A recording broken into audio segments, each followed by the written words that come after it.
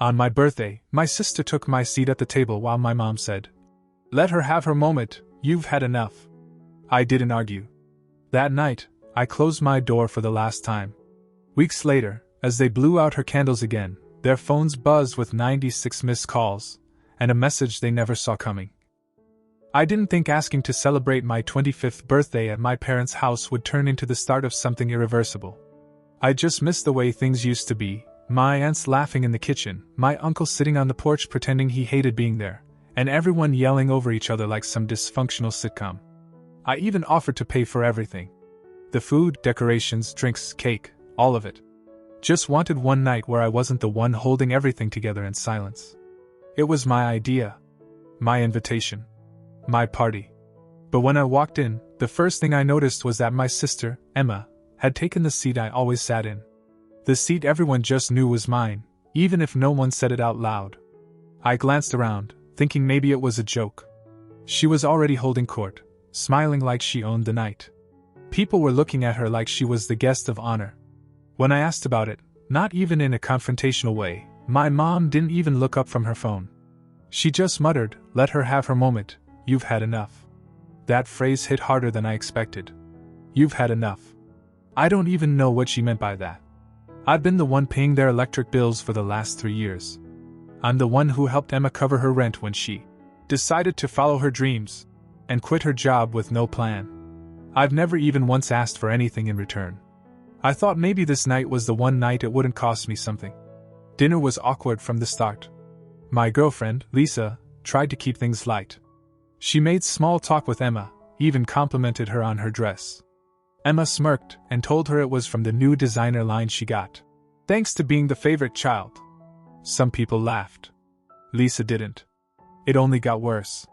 Emma started going on about this new project she'd gotten involved in, vague startup talk, something about being a creative director, which anyone who knew her knew was just code for unemployed with an Instagram account.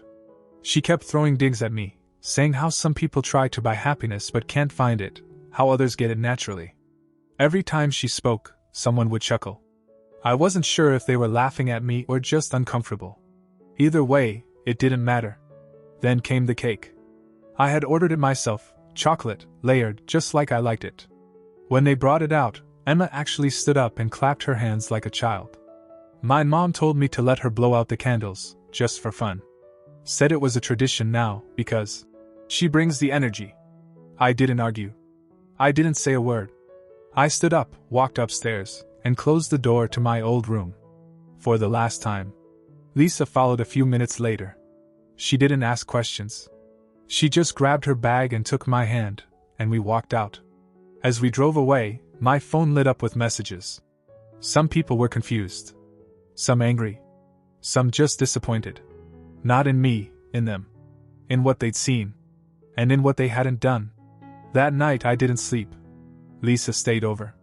We talked until morning, and by the end of it, something in me had shifted. Not just disappointment, resolve. Quiet, sharp resolve. What they didn't know was that I'd been the one paying Emma's rent all this time. $6,000 so far. Her landlord didn't even have her number. Just mine. And the rent for August was due in a few weeks. I didn't forget that. And neither would she. After we drove off that night, I didn't say much. Neither did Lisa. There was nothing to say. The silence in the car felt clearer than anything I'd heard that whole evening. No one reached out for 2 days. Not Emma. Not my parents. No one. Then, midweek, a text from my mom popped up like nothing had happened. "Hope you're okay, love you." A red heart emoji at the end like it was a casual check-in and not a follow-up to the most humiliating night I've had in years. I stared at it for a while, put my phone down, and never answered. But it was the people I didn't expect who made me realize I hadn't imagined it. And Rosa called. She said she'd never seen anything so twisted, that Emma was acting like she was starring in some personal reality show while the rest of us were props. Jared, my cousin who barely talks to anyone, called to say I had every right to walk out and that he thought about doing the same when Emma made that crack about me buying happiness. Even Uncle Pete, who never chooses sides, said he left early out of disgust. Apparently, after Lisa and I walked out, there was this weird shift in the room. Like people finally noticed the elephant that had been tap dancing on the table for years. But Emma? Radio silence. Instead, she posted photos from the party, all of them centered around her.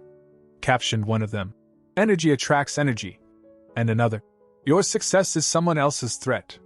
The level of delusion was so high I couldn't even laugh. Then came the part I'd been waiting for. August 1st. Emma's landlord texted me like clockwork. "You sending this month's payment?" He always talked to me. Never Emma. She had no contact with him because the lease, like everything else in her life, was being handled behind the scenes. I replied, "Not this time. She's on her own." He asked if I was sure. I told him I was done. No more rent. No more cover. No more brotherly generosity. He said he'd inform her. I said good luck. An hour later, Emma texted me. One line. No punctuation. No greeting. Just, "What did you do?" I didn't reply. Then came the missed calls. First her. Then my mom. Then my dad. All in a row. I ignored every single one. Lisa and I went out for burgers that night. I didn't even bring my phone. The next day, Lisa showed me Emma's story, her apartment, empty. Boxes piled against the wall. Caption, "Starting over. Again." I almost felt something. Almost. But it was the fallout that got interesting. By Thursday, Aunt Rosa messaged me again. Apparently, Emma had been evicted. The landlord gave her a couple of days to get out. Word spread fast. And when people started asking what happened, the cracks started to show. My cousin Zoe texted me, "Did you really pay her rent this whole time?" I said, "Yeah. $6,000 in total." She said, "She told everyone she had a contract job in design." I said, "She doesn't even own a laptop." And that was the first real unraveling. People started to connect the dots, that Emma had been living in a fantasy, and we'd all been told to pretend it was real. My dad called again the night Emma moved back into their house. I let it go to voicemail. He said something that stuck with me. Said, "You know she's not strong like you are." Like that explained everything. Like I was supposed to keep carrying everyone because I could. That week, more relatives reached out. People who had never said a word before. They told me about things I didn't even know, how my parents bragged about Emma's career, but always got weirdly vague when asked specifics. How Emma borrowed money from Aunt Rosa last year and never paid it back. How my mom once told someone that I didn't mind helping because I was well off. It was becoming obvious, the mask was slipping. And Emma knew it. She didn't text me again. But she posted less. Her captions were quieter now, less confident. It was like she felt the air changing. And I was still calm. Still quiet. Because the truth was only beginning to surface. And I was done protecting anyone from it. The week Emma moved back into my parents' house, things went strangely quiet again. Not in the peaceful way, more like everyone was holding their breath, waiting to see what I'd do next. I didn't do anything. Not yet. That was the part that made them nervous. Emma didn't text me again, but she updated her social media bio to something like Consulting Creative Strategist. Whatever that means. It was the digital version of a smoke bomb. Just vague enough to make people stop asking questions. But the questions kept coming. By then, most of the family already knew I'd been paying her rent. They knew she'd been evicted. And they knew she had lied about her so-called projects. The part that shook them the most wasn't even the lie. It was how long she'd kept it up, and how much my parents had helped cover it. I got a call from my Aunt Linda. She never calls unless someone's in the hospital or dead. She asked me flat out why I hadn't said anything sooner. Why I kept it going. I told her the truth. I thought I was helping someone who just needed time to figure things out. But every time I gave her a soft landing, she treated it like a trampoline. Then she told me something I didn't know. A few months back, Emma told their side of the family she'd been offered a creative director job in LA. She had a going-away dinner. They even bought her gifts. Then she just didn't go. Said the company ghosted her. She never had an offer. I checked. She never even applied. That blew the lid off everything. People started confronting my parents. Asking why they let her live like this. Why they let her steal attention, money, and now, sympathy. And when people didn't get answers, they turned to me. So, I gave them the one thing no one expected: silence. I didn't explain myself. I didn't go on a rant. I let the facts speak. She was evicted. She lied. I stopped paying. And my parents enabled all of it. That's all anyone needed to know. But then, something happened that even I didn't plan. Lisa's parents invited us over for dinner. They'd heard about the party from Lisa. I expected a normal meal. Instead, her dad told me I reminded him of himself, that he'd spent years supporting people who made him feel guilty for doing well. Then he asked a question no one had ever asked me directly before. Why are you still paying for your parents' credit card? I blinked. Because I always had. Since I got my first real job. Since their mortgage fell behind that 1 year and I stepped in and covered the gap. Because they needed it. Then he said, yeah, but what about you? Don't you? That sat in my head for days. I'd always thought helping them was just part of the deal. Like if I didn't, everything would fall apart. But I wasn't sure anymore. Maybe they'd just gotten used to it. 2 days later, I checked the statement. They had charged nearly $1,200 last month. Spa visits. Takeout. Random Amazon stuff. My mom had bought a standing mirror that cost almost $400. For what? I looked at that number, closed the page, and did something I should have done a long time ago. I canceled the card. Didn't tell them. Didn't give them a heads up. Just closed it. That same day, I opened a new account for myself and transferred all my savings there. Every cent. I wasn't going to let them access anything else. That night, my dad called again. I let it ring out. Voicemail again. Still no apology. Still pretending none of it was happening. But they were about to find out exactly what it meant to burn the one bridge they had left. Because the next event wasn't mine, it was Emma's. And this time, I wouldn't be there to walk out. I'd already walked away. Emma's birthday landed on a humid Saturday. I didn't acknowledge it. No message. No gift. Not even a passing thought. At least not one I'd admit out loud. But I knew the party was happening. I pictured the same group from mine, pretending like everything hadn't just imploded 2 weeks earlier. I wondered if they reused the decorations. Same banner, different name. Lisa and I spent the day out of town. We'd driven 2 hours to this small lake we liked, stayed at a quiet Airbnb, and turned our phones on silent. No noise, no guilt, no pretending. Until that night. It was close to 10 when I finally checked my phone. 46 missed calls. Lisa had even more. They weren't just from Emma or my parents. There were calls from uncles, aunts, even cousins who never usually texted unless someone was pregnant or dying. I didn't answer any of them. I already knew what they were calling about. Earlier that day, right before we'd driven out, I scheduled a message. It was a single link, sent to a private group thread that included most of the family. No subject, no warning. Just a clean, quiet link. That link led to a page I'd built myself. Nothing flashy. No commentary. Just the facts. First was a timeline of every rent payment I'd made for Emma, receipts, screenshots of the Zelle transactions, and email confirmations from her landlord. $6,072 total. All paid by me. Then came a few saved texts from Emma thanking me, saying she'd repay when things took off, and how she didn't want Mom and Dad to know she was behind. But the real shock was the audio clip. A phone call from last year, where Emma was bragging to a friend about a made-up job offer. I'd recorded it accidentally. She was on speaker while I was driving with Jared in the passenger seat. She was talking about branding deals and client portfolios, when we both knew she was between gigs and selling used clothes on Depop. At the time, it was just background noise. But Jared had turned to me and said, "She lying?" I said, "Yeah. She always is." Now that audio was out in the open, for everyone to hear. And I didn't send it out of pettiness. I sent it because they made a public show out of humiliating me. They wanted to crown her in my place, laugh at my expense, and smile while doing it. So now, I gave them a show of my own. From what Lisa's cousin told us later, the reaction was immediate. They were about to light the candles on Emma's cake when the phones buzzed all at once. At first, people thought it was an Amber Alert. But then they saw the same link, clicked it, and the room shifted. Emma asked what was going on. My dad told everyone to put their phones away.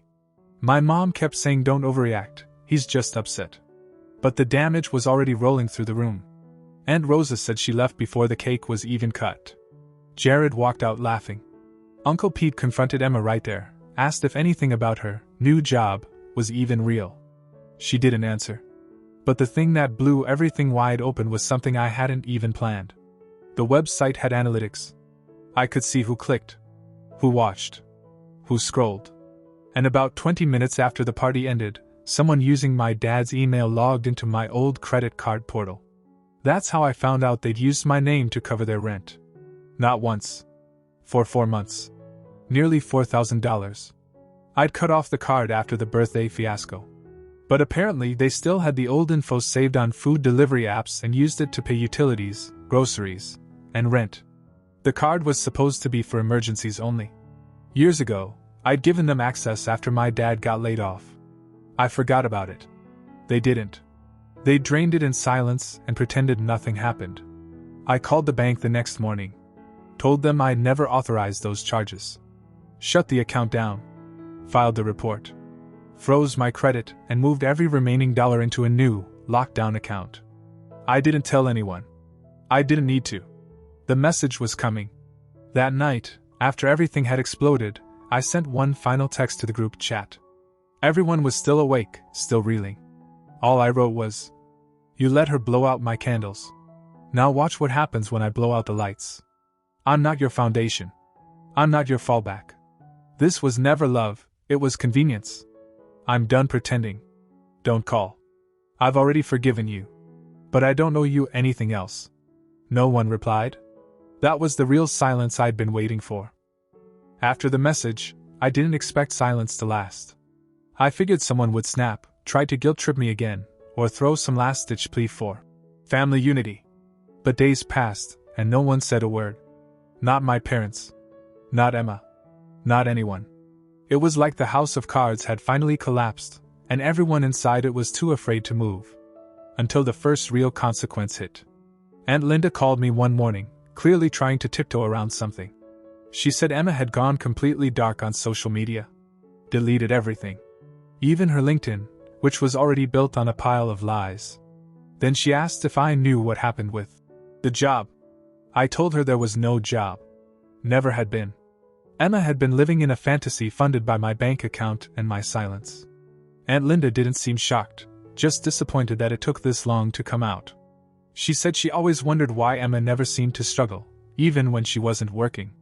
Said it was like she was always floating just above the consequences the rest of us had to face. That floating was over now. The fallout came fast. My parents tried spinning it. My mom called a few relatives saying Emma was taking a break for her mental health. Said the online harassment had gotten too intense. But the only thing that had gone viral was the truth. And people weren't buying it anymore. Cousin Zoe texted me to say she confronted Emma privately. Asked her why she let me pay her rent. Emma's response was short. She said, "He didn't mind. That's all. Not, thank you. Not, I'm sorry. Just, he didn't mind." That line hit harder than the rest. Because I did mind. I minded when I came home from 10-hour days and saw that automatic transfer notification. I minded when my parents pretended that Emma was the golden child even as I picked up her slack month after month. I minded when I watched Lisa's face fall at that dinner table while my mom gave away my birthday. I just didn't say anything. Until now. But I guess when you never speak up, people assume you enjoy being stepped on. Emma didn't reach out, but my dad finally did. One evening, he sent a message with no greeting. It said, "You've made your point. But this is still your family." That was it. I didn't reply. I showed Lisa the message, and we sat in silence. There was nothing left to say. He wasn't sorry. He wasn't ashamed. He was just irritated that the golden machine had stopped working. The next morning, I got an email alert. My parents' internet bill had failed. It hit me right then. They were still trying to use my old card. The one I'd shut down. They hadn't updated anything because they assumed I'd keep paying. Because that's what I'd always done. For a second, I felt bad. Not for Emma. Not for my parents. But for the little version of me that still believed if I just did enough, they'd finally be proud. Then something unexpected happened. Lisa's parents called. Her mom said they wanted to talk, not about Emma, not about the drama. About us. They asked if we'd consider moving closer. Said they had a house they were planning to rent out, and if we wanted it, they'd give us first pick. A fresh start. We drove out that weekend to see it. Small white house. Big backyard. No ghosts in the walls. For the first time in a long time, I pictured a life that didn't orbit around guilt or obligation. A life where I got to choose who I took care of, and who I left behind.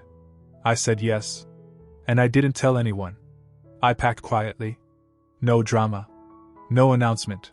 Just closure. By the end of the month, we were gone. New address. New number. Clean slate. And back at my parents' house, the walls were finally starting to creak. Emma was still jobless. The family wasn't speaking to her. My mom had taken out a small loan, the kind with a predatory interest rate. I only knew because Aunt Rosa warned me. But I didn't reach out. I was already gone. And I wasn't coming back. Moving into the new place felt surreal. It wasn't about the space. It was about the silence. Real silence. Not the kind I used to live with, the tense, guilt-laced quiet of people waiting for someone to fix their mess. This was calm. No one needed anything from me. No one expected anything. I didn't realize how tightly wound I'd been for years until I finally let go. Lisa flourished too. Her face was lighter. She was the one who unpacked the last box and said, "This is what starting over looks like." Weeks went by. I worked. Slept. Cooked. Read. I didn't check the group chat. Didn't answer any of the stray texts from relatives still hoping I'd reconsider, or be the bigger person. Then, out of nowhere, my mom showed up at my job. I didn't even know how she found the address. She was sitting in the lobby with a coffee cup, like we were just meeting for lunch. I didn't sit. Just stood there, waiting. She started in with small talk. Asked about Lisa. Said the weather was finally cooling down. Then she looked up at me and said, "We miss you." I said nothing. She went on about Emma, how things had been hard, how she was trying, how she'd started looking for jobs, even sent out a few resumes. I didn't ask where. I didn't ask why now. Then she pulled out an envelope. Inside was a check. $6,000. The exact amount I'd spent on Emma's rent. She said it was from her and my dad. That they'd taken out a loan to make it right. I stared at it for a long time. Then I handed it back. She said, "You don't want it?" I said no. I told her that paying me back wasn't the point. This wasn't about money. It was about how easily they watched someone else's moment get stolen and chose to clap anyway.